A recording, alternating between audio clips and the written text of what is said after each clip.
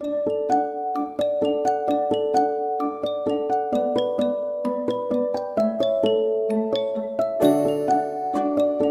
தி Lord. நாள் 86, March 27ற்கான வேத பகுதி 2 சாமுவேல் 16 முதல் 18 வரை. அதிகாரம் 16. தாவீது மலையுச்சியிலிருந்து சற்றப்புறம் நடந்து போன போது, இதோ மேவிபோசேத்தின் காரியக்காரனாகிய சீபா பொதிகளை சுமக்கிற 2 கழுதைகளை ஓட்டிக்கொண்டு வந்து அவனை சந்தித்தான். அவைகளில் 200 அப்பங்களும் வற்றலான 100 திராட்சைப்பழ குலைகளும் வசந்த காலத்து பலனான 100 குலைகளும் 1 துருத்தி திராட்சரசமும் இருந்தது. ராஜா சீபாவை பார்த்து, இவைகள் என்னத்திற்கு என்று கேட்டதற்கு, சீபா, கழுதைகள் ராஜாவின் வீட்டார் ஏறுகிறதற்கும் அப்பங்களும் பழங்களும் வாலிபர் புசிக்கிறதற்கும் திராட்சரசம் வனாந்திரத்தில் விடாய்த்து போனவர்கள் குடிக்கிறதற்குமே என்றான். அப்பொழுது ராஜா, ஆண்டவனுடைய குமாரன் எங்கே என்று கேட்டதற்கு, சீபா ராஜாவை நோக்கி, எருசலேமில் இருக்கிறான். இன்று இஸ்ரவேல் வீட்டார் என் தகப்பனுடைய ராஜ்யத்தை என் வசமாய் திரும்ப பண்ணுவார்கள் என்றான் என்று சொன்னான். அப்பொழுது ராஜா சீபாவை நோக்கி, மேவிபோசேத்திற்கு உண்டானதெல்லாம் உன்னுடையதாயிற்று என்றான். அதற்கு சீபா, ராஜாவாகிய என் ஆண்டவனே, உம்முடைய கண்களில் எனக்கு தயை கிடைக்க வேண்டும் என்று நான் பணிந்து கேட்டுக்கொள்கிறேன் என்றான். தாவீது ராஜா பகூரிம் மட்டும் வந்தபோது, இதோ சவுல் வீட்டு வம்சத்தானாய் இருக்கிற கேராவின் குமாரனாகிய சீமேயி என்னும் பேருள்ள ஒரு மனுஷன் அங்கேயிருந்து புறப்பட்டு தூஷித்து கொண்டே நடந்து வந்து, சகல ஜனங்களும் சகல பலசாலிகளும் தாவீதின் வலதுபுறமாகவும் இடதுபுறமாகவும் நடக்கையில் தாவீதின் மேலும் தாவீது ராஜாவுடைய சகல ஊழியக்காரர் மேலும் கற்களை எறிந்தான். சீமேயி அவனை தூஷித்து, இரத்த பிரியனே, பேலியாளின் மனுஷனே, தொலைந்து போ, தொலைந்து போ. சவுலின் ஸ்தலத்தில் ராஜாவான உன்மேல் கர்த்தர் சவுல் வீட்டாரின் இரத்த பழியை திரும்ப பண்ணினார். கர்த்தர் ராஜ்யபாரத்தை உன் குமாரனாகிய அப்சலோமின் கையில் ஒப்பு கொடுத்தார். இப்போதும் இதோ உன் அக்கிரமத்தில் அகப்பட்டாய், நீ இரத்த பிரியனான மனுஷன் என்றான். அப்பொழுது செரியாவின் குமாரன் அபிசாய் ராஜாவை நோக்கி, அந்த செத்த நாய் ராஜாவாகிய என் ஆண்டவனை தூஷிப்பானேன், நான் போய் அவன் தலையை வாங்கி போடட்டுமே என்றான். அதற்கு ராஜா, செரியாவின் குமாரரே, எனக்கும் உங்களுக்கும் என்ன? அவன் என்னை தூஷிக்கட்டும், தாவீதை தூஷிக்க வேண்டும் என்று கர்த்தர் அவனுக்கு சொன்னார். ஆகையால் ஏன் இப்படி செய்கிறாய் என்று கேட்கத்தக்கவன் யார் என்றான். பின்னும் தாவீது அபிசாயையும் தன் ஊழியக்காரர் எல்லாரையும் பார்த்து, இதோ என் கர்ப்ப பிறப்பான என் குமாரனே, என் பிராணனை வாங்க தேடும்போது இந்த பென்யமீனன் எத்தனை அதிகமாய் செய்வான், அவன் தூஷிக்கட்டும். அப்படி செய்ய கர்த்தர் அவனுக்கு கட்டளையிட்டிருக்கிறார். ஒருவேளை கர்த்தர் என் சிறுமையை பார்த்து இந்த நாளில் அவன் நிந்தித்த நிந்தனைக்கு பதிலாக எனக்கு நன்மையை சரிக்கட்டுவார் என்றான். அப்படியே தாவீதும் அவன் மனுஷரும் வழியே நடந்து போனார்கள். சீமேயியும் மலையின் பக்கத்திலே அவனுக்கு எதிராக நடந்து தூஷித்து அவனுக்கு எதிராக கற்களை எறிந்து மண்ணை தூற்றிக்கொண்டே வந்தான். ராஜாவும் அவனோடிருந்த சகல ஜனங்களும் விடாய்த்தவர்களாய் தங்குமிடத்திலே சேர்ந்து இளைப்பாறினார்கள். அப்சலோமும் இஸ்ரவேல் மனுஷராகிய சகல ஜனங்களும் அவனோட கூட அகிதோப்பேலும் எருசலேமுக்கு வந்தார்கள். அர்கியனாகிய ஊசாய் எனும் தாவீதின் சிநேகிதன் அப்சலோமிடத்தில் வந்தபோது, ஊசாய் அப்சலோமை நோக்கி, ராஜாவே வாழ்க, ராஜாவே வாழ்க என்றான். அப்பொழுது அப்சலோம் ஊசாயை பார்த்து, உன் சிநேகிதன் மேல் உனக்கு இருக்கிற தயை இதுதானோ? உன் சிநேகிதனோடே நீ போகாதே போனது என்ன என்று கேட்டான். அதற்கு ஊசாய் அப்சலோமை நோக்கி, அப்படியல்ல, கர்த்தரும் இந்த ஜனங்களும் இஸ்ரவேல் மனுஷர் அனைவரும் தெரிந்து கொள்கிறவரையே நான் சேர்ந்து அவரோடே இருப்பேன். இதுவும் அல்லாமல் நான் யாரிடத்தில் சேவிப்பேன்? அவருடைய குமாரனிடத்தில் அல்லவா? உம்முடைய தகப்பனிடத்தில் எப்படி செய்வித்தேனோ அப்படியே உம்மிடத்திலும் செய்விப்பேன் என்றான். அப்சலோம் அகிதோப்பேலை பார்த்து, நாங்கள் செய்ய வேண்டியது இன்னதென்று ஆலோசனை சொல்லும் என்றான். அப்பொழுது அகிதோப்பேல் அப்சலோமை நோக்கி, வீட்டை காக்க உம்முடைய தகப்பன் பின்வைத்த அவருடைய மறுமணியாட்டிகள் இடத்தில் பிரவேசியும். அப்பொழுது உம்முடைய தகப்பனுக்கு நாற்றமாய் போனீர் என்பதை இஸ்ரவேலர் எல்லாரும் கேள்விப்பட்டு உம்மோடு இருக்கிற எல்லாருடைய கைகளும் பலக்கும் என்றான். அப்படியே அப்சலோமுக்கு உப்பரிக்கையின் மேல் ஒரு கூடாரத்தை போட்டார்கள். அங்கே அப்சலோம் சகல இஸ்ரவேலரின் கண்களுக்கு முன்பாக தன் தகப்பனுடைய மறுமனையாட்டிகளிடத்தில் பிரவேசித்தான். அந்நாட்களில் அகிதோப்பேல் சொல்லும் ஆலோசனை தேவனுடைய வாக்கை போல இருந்தது. அப்படி அகிதோப்பேலின் ஆலோசனை எல்லாம் தாவீதுக்கும் இருந்தது, அப்சலோமுக்கும் அப்படியே இருந்தது. அதிகாரம் 17. பின்பு அகிதோப்பேல் அப்சலோமை நோக்கி, நான் 12,000 பேரை தெரிந்து கொண்டு எழுந்து இன்று ராத்திரி தாவீதை பின்தொடர்ந்து போகட்டும். அவன் விடாய்த்தவனும் கை தளர்ந்தவனுமாயிருக்கையில் நான் அவனிடத்தில் போய் அவனை திடுக்கிட பண்ணுவேன். அப்பொழுது அவனோடு இருக்கும் ஜனங்கள் எல்லாரும் ஓடி போவதினால் நான் ராஜா ஒருவனை மாத்திரம் வெட்டி ஜனங்களை எல்லாம் உம்முடைய வசமாய் திரும்ப பண்ணுவேன். இப்படி செய்ய நீர் வகை தேடினால் எல்லாரும் திரும்பின பின் ஜனங்கள் சமாதானத்தோடு இருப்பார்கள் என்றான். இந்த வார்த்தை அப்சலோமின் பார்வைக்கும் இஸ்ரவேலுடைய சகல மூப்பரின் பார்வைக்கும் நலமாய் தோன்றினது. ஆகிலும் அப்சலோம் அர்கியனாகிய ஊசாயை கூப்பிட்டு அவன் வாய்மொழியையும் கேட்போம் என்றான். ஊசாய் அப்சலோமிடத்தில் வந்தபோது அப்சலோம் அவனை பார்த்து, இந்த பிரகாரமாக அகிதோப்பேல் சொன்னான், அவன் வார்த்தையின்படி செய்வோமா? அல்லவென்றால் நீ சொல் என்றான். அப்பொழுது ஊசாய் அப்சலோமை நோக்கி, அகிதோப்பேல் இந்த விசை சொன்ன ஆலோசனை நல்லதல்ல என்றான். மேலும் ஊசாய், உம்முடைய தகப்பனும் அவன் மனுஷரும் பலசாலிகள் என்றும் வெளியிலே குட்டிகளை பறிகொடுத்த கரடியைப் போல மனமெறுகிறவர்கள் என்றும் நீர் அறிவீர். உம்முடைய தகப்பன் யுத்த வீரனுமாய் இருக்கிறார். அவர் ராக்காலத்தில் ஜனங்களோட தங்க மாட்டார்.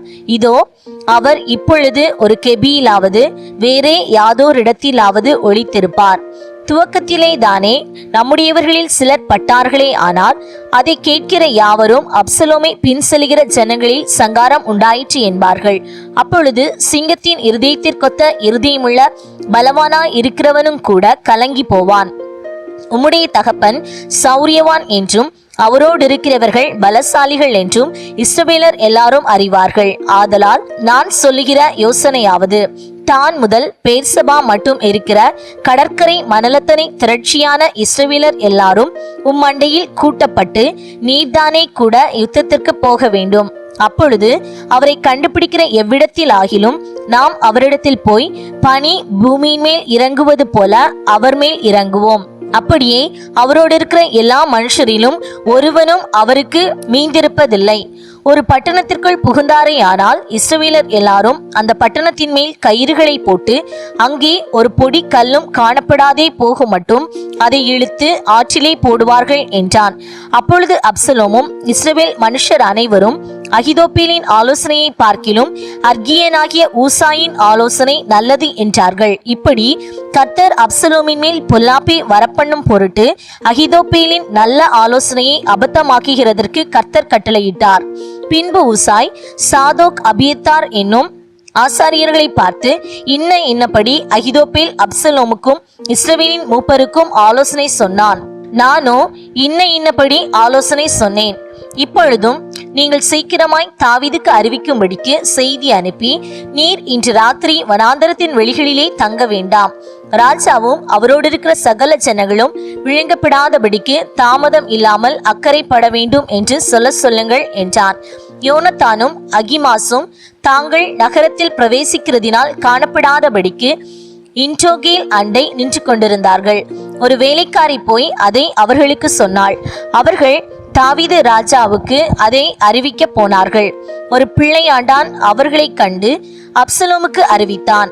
ஆகையால் அவர்கள் இருவரும் சீக்கிரமாய் போய் பகூரீமில் இருக்கிற ஒரு மனுஷன் வீட்டிற்குள் பிரவேசித்தார்கள். அவன் முற்றத்தில் ஒரு கிணறு இருந்தது. அதில் இறங்கினார்கள். வீட்டுக்காரி ஒரு பாயை எடுத்து கிணற்று வாயின் மேல் விரித்து காரியம் வெளிப்படாதபடிக்கு அதன் மேல் நொய்யை பரப்பி வைத்தாள். அப்சலோமின் சேவகர் அந்த ஸ்திரீயின் இடத்தில் வீட்டிற்குள் வந்து, அகிமாசும் யோனத்தானும் எங்கே என்று கேட்டார்கள். அவர்களுக்கு அந்த ஸ்திரீ, வாய்க்காலுக்கு அப்பாலே போய்விட்டார்கள் என்றாள். இவர்கள் தேடி காணாதே போய் எருசலேமுக்கு திரும்பினார்கள். இவர்கள் போன பிற்பாடு அவர்கள் கிணற்றிலிருந்து ஏறி வந்து தாவீது ராஜாவுக்கு அறிவித்து, தாவீதை நோக்கி, சீக்கிரமாய் எழுந்து ஆற்றை கடந்து பொங்கல், இன்னபடி அகிதோப்பேல் உங்களுக்கு விரோதமாய் ஆலோசனை சொன்னான் என்றார்கள். அப்பொழுது தாவீதும் அவனோடிருந்த சகல ஜனங்களும் எழுந்து யோர்தானை கடந்து போனார்கள். பொழுது விடுகிறதற்குள்ளாக யோர்தானை கடவாதவன் ஒருவனும் இல்லை.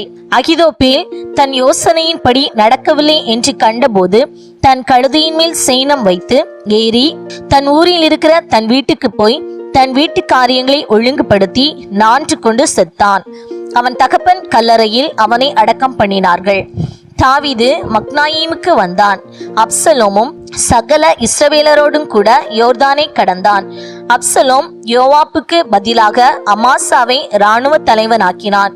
இந்த அமாசா நாகாசின் குமாரத்தியும் செரியாவின் சகோதரியும் யோவாபின் அத்தையுமாகிய அபிகாயிலை படைத்த இஸ்ரவேலனாகிய எத்திரா என்னும் பெயருள்ள ஒரு மனுஷனுடைய குமாரனாய் இருந்தான். இஸ்ரவேல் ஜனங்களும் அப்சலோமும் கீலேயாத் தேசத்திலே பாளையம் இறங்கினார்கள். தாவீது மக்னாயீமில் சேர்ந்தபோது அம்மோன் புத்திரரின் தேசத்து ரப்பா பட்டணத்தானாகிய சோபி என்னும் நாகாசின் குமாரனும் லோதேபார் ஊரானான அம்மியேலின் குமாரன் மாஹீரும் ரேகிலிம் ஊரானும் கீலேயாத்தியனும் ஆகிய பர்சிலாவும் மெத்தைகளையும் கலங்களையும் மண்பாண்டங்களையும் கோதுமையையும் வார்கோதுமையையும் மாவையும் வறுத்த பயற்றையும் பெரும் பயற்றையும் சிறு பயற்றையும் வறுத்த சிறு பயற்றையும் தேனையும் வெண்ணெயையும் ஆடுகளையும் பால் கட்டிகளையும் தாவீதுக்கும் அவனோடிருந்த ஜனங்களுக்கும் சாப்பிடுகிறதற்கு கொண்டு வந்தார்கள். அந்த ஜனங்கள் வனாந்தரத்திலே பசியும் இளைப்பும் தமனமுமாய் இருப்பார்கள் என்று இப்படி செய்தார்கள். அதிகாரம் 18.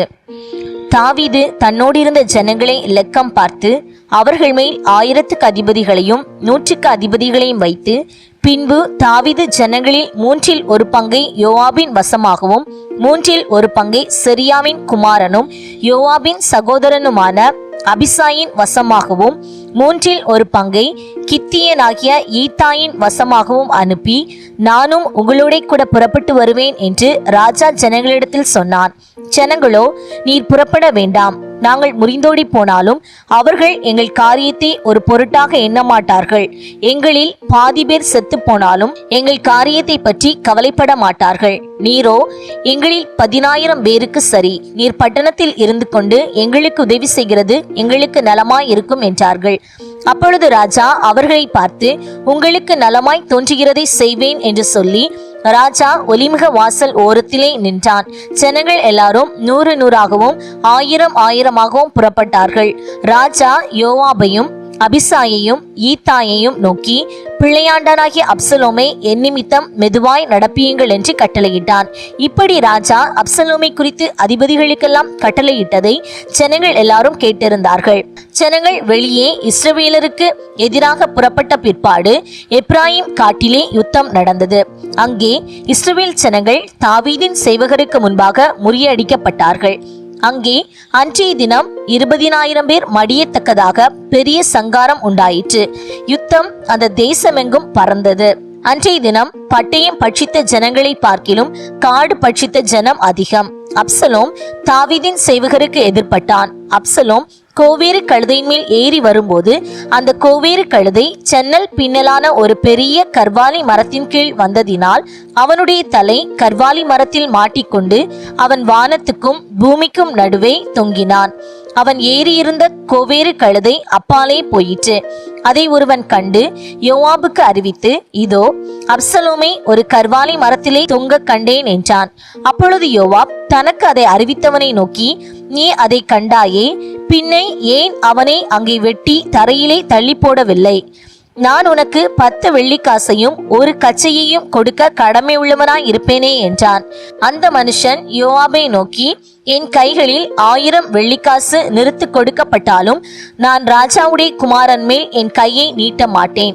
பிள்ளையாண்டனாகிய அப்சலோமை நீங்கள் அவரவர் காப்பாற்றுங்கள் என்று ராஜா உமக்கும் அபிசாய்க்கும் ஈத்தாய்க்கும் எங்கள் காதுகள் கேட்க கட்டளையிட்டாரே.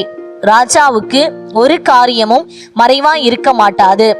ஆதலால் நான் அதை செய்வேனாகில் என் பிராணனுக்கே விரோதமாக செய்பவனாவேன், நீரும் எனக்கு விரோதமாய் இருப்பீர் என்றான். ஆதலால் யோவாப், நான் இப்படி உன்னோடே பேசி தாமதிக்க மாட்டேன் என்று சொல்லி தன் கையிலே 3 வல்லையங்களை எடுத்துக்கொண்டு அப்சலோம் இன்னும் கர்வாலி மரத்தின் நடுவிலே உயிரோடே தொங்குகையில் அவைகளை அவன் நெஞ்சிலே குத்தினான். அப்பொழுது யோவாபின் ஆயுததாரிகளாகிய 10 சேவகர் அப்சலோமை சூழ்ந்து அவனை அடித்து கொன்று போட்டார்கள். அப்பொழுது யோவாப் எக்காளம் ஊதி ஜனங்களை நிறுத்தி போட்டபடியினால் ஜனங்கள் இஸ்ரவேலை பின்தொடர்கிறதை விட்டு திரும்பினார்கள். அவர்கள் அப்சலோமை எடுத்து அவனை காட்டிலுள்ள ஒரு பெரிய குழியிலே போட்டு அவன் மேல் மகா பெரிய கற்குவியலை குவித்தார்கள். இஸ்ரவேலர் எல்லாரும் அவரவர் தங்கள் கூடாரங்களில் ஓடி போனார்கள். அப்சலோம் உயிரோடே இருக்கையில் என் பேரை நினைக்க பண்ணும்படியாக எனக்கு குமாரன் இல்லை என்று சொல்லி ராஜாவின் பள்ளத்தாக்கிலே தனக்கென்று ஒரு தூணை நிறுத்தி அந்த தூணுக்கு தன் பேரை தரித்திருந்தான். அது இந்நாள் வரைக்கும் அப்சலோமின் அடையாளம் என்று சொல்லப்படும். சாதோக்கின் குமாரனாகிய அகிமாஸ் கர்த்தர் ராஜாவை அவர் சத்துருக்களின் கைக்கு நீங்களாக்கி நியாயம் செய்தார் என்னும் செய்தியை அவருக்கு கொண்டு போக நான் ஓடட்டுமே என்றான். யோவாப் அவனை நோக்கி, இன்றைய தினம் நீ செய்தியை கொண்டு போக கூடாது, இன்னொரு நாளிலே நீ செய்தியை கொண்டு போகலாம். ராஜாவின் குமாரன் செத்தபடியினால் இன்றைக்கு நீ செய்தியை கொண்டு போக வேண்டாம் என்று சொல்லி யோவாப் கூஷியை நோக்கி, நீ போய் கண்டதை ராஜாவுக்கு அறிவி என்றான். கூஷி யோவாபை வணங்கி ஓடினான். சாதோக்கின் குமாரனாகிய அகிமாஸ் இன்னும் யோவாபை நோக்கி, எப்படியானாலும் கூஷியின் பிறகாலே நானும் ஓடட்டுமே என்று திரும்ப கேட்டதற்கு யோவாப், என் மகனே, சொல்லும்படி உனக்கு நல்ல செய்தி இல்லாதிருக்கையில் நீ ஓட வேண்டியது என்ன என்றான். அதற்கு அவன், எப்படியானாலும் நான் ஓடுவேன் என்றான். அப்பொழுது யோவாப், ஓடு என்றான். அப்படியே அகிமாஸ் சமனான பூமி வழியாய் ஓடி கூஷிக்கு முந்திக் கொண்டான். தாவீது 2 ஒலிமுக கெவுனி வாசலுக்கு நடுவாக உட்கார்ந்திருந்தான்.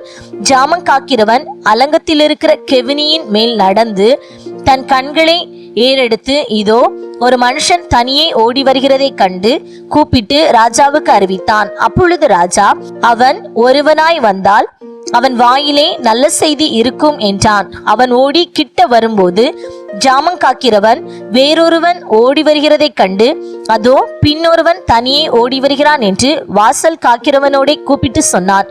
அப்பொழுது ராஜா, அவனும் நல்ல செய்தி கொண்டு வருகிறவன் என்றான். மேலும் ஜாமம் காக்கிறவன், முந்தினவனுடைய ஓட்டம் சாதோக்கின் குமாரன் அகிமாஸ் உடைய ஓட்டம் போல் இருக்கிறது என்று எனக்கு தோன்றுகிறது என்றான். அப்பொழுது ராஜா, அவன் நல்ல மனுஷன், அவன் நல்ல செய்தி சொல்ல வருகிறான் என்றான். அகிமாஸ் வந்து ராஜாவை நோக்கி சமாதானம் என்று சொல்லி முகங்குப்புற விழுந்து ராஜாவை வணங்கி, ராஜாவாகி என் ஆண்டவனுக்கு விரோதமாய் தங்கள் கைகளை எடுத்த மனுஷரை ஒப்பு கொடுத்திருக்கிற உம்முடைய தேவனாகிய கர்த்தருக்கு ஸ்தோத்திரம் உண்டாவதாக என்றான். அப்பொழுது ராஜா, பிள்ளையாண்டானாகிய அப்சலோம் சுகமாயிருக்கிறானா என்று கேட்டதற்கு அகிமாஸ், யோவாப் ராஜாவின் வேலைக்காரனையும் உம்முடைய அடியானையும் அனுப்புகிற போது ஒரு பெரிய சந்தடி இருந்தது, ஆனாலும் அது இன்னதென்று தெரியாது என்றான். அப்பொழுது ராஜா, நீ அங்கே போய் நில் என்றான். அவன் ஒரு பக்கத்தில் போய் நின்றான்.